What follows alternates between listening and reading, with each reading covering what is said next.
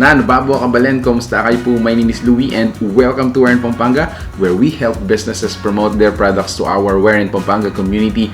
For today's vlog, we would like to thank for the second time Jay's Waffle House for sending us again such a lovely delight for me, guys. So last year na feature na nga namin sila, Jay's Waffle House, and grabe, I really enjoyed it. And now for the second time, talaga na naman mag-enjoy tayo sa mga waffle nila. So they sent us 5 of their waffle series, no? Meron tayong sweet Belgian waffles, and then meron din tayo namang waffles with a twist. So these are them. And then ngayon meron na silang available na drinks, which is this one. I think this is a mango flavored drink, no? So let's just, you know, shake it up, shake it up, shake it up, and then pour natin dito. Okay, let's do this, guys.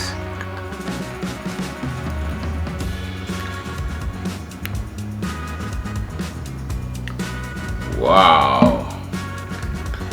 Yan, so dito muna to. So first off, I'm gonna try is itong kanilang ham cheese duo. Imagine, guys, this is just 99 pesos. Oh, diba? Sobrang sulit. Oh man, I mean, take a look at that. Tikman natin, guys.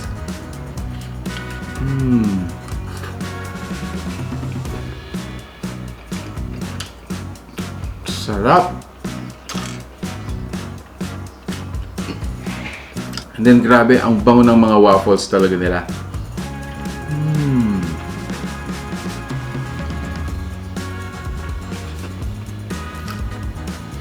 Okay, so set aside muna natin yon.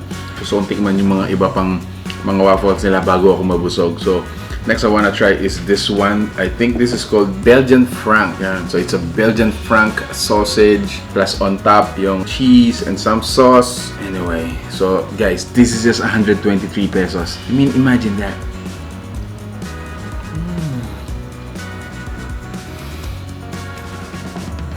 Ang sarap.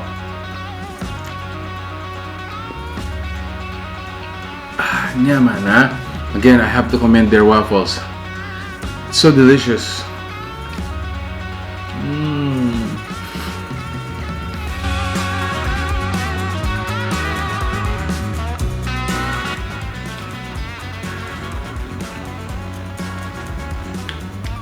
Okay, milky, fruity, it's a little bit sour, and then of course, so refreshing. Next I wanna try is yung kanilang waffle burger.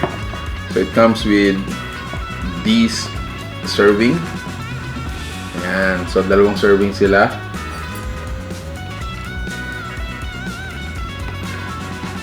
Let's taste it.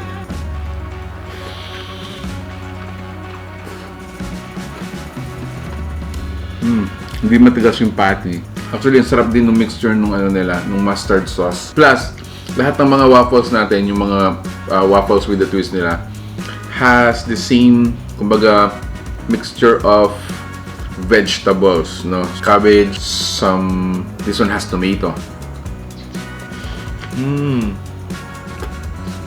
Tama na. The waffle burger is just 125 pesos.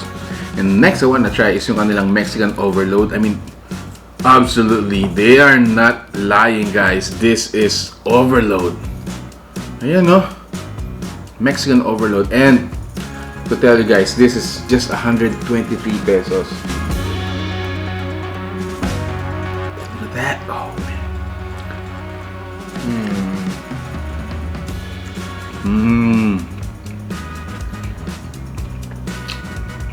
Oh.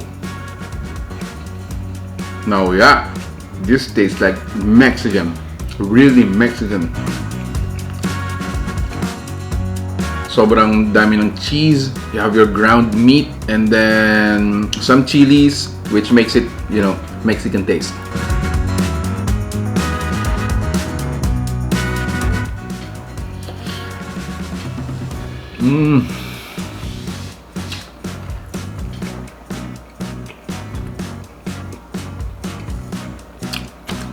This is an alternative to your tacos. If you want it really, you know, overload sa tiyan, 123 pesos. Grabe, sarap na.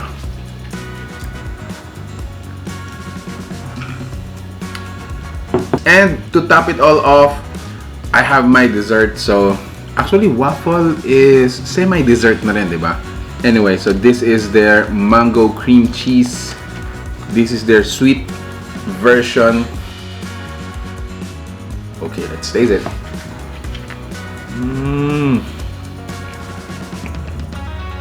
Oh man, this is so simple and yet so satisfying. Parang gusto mong tuloy-tuloy pagkain mo dito. Alright. More of this, guys. Sarap. Sobrang na-satisfy ako.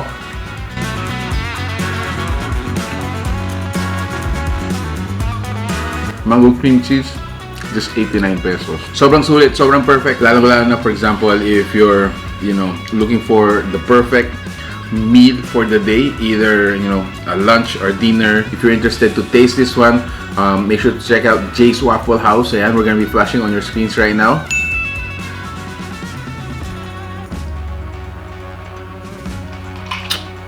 Whew. Right, so there you have it, guys. If you like this video, please give it a thumbs up, share it with your friends, and make sure to tag your friends yung nagkikrave na ng waffle, savory waffle, I mean. Thanks so much for watching. We're in Pampanga. I hope to see you in the next video. Bye!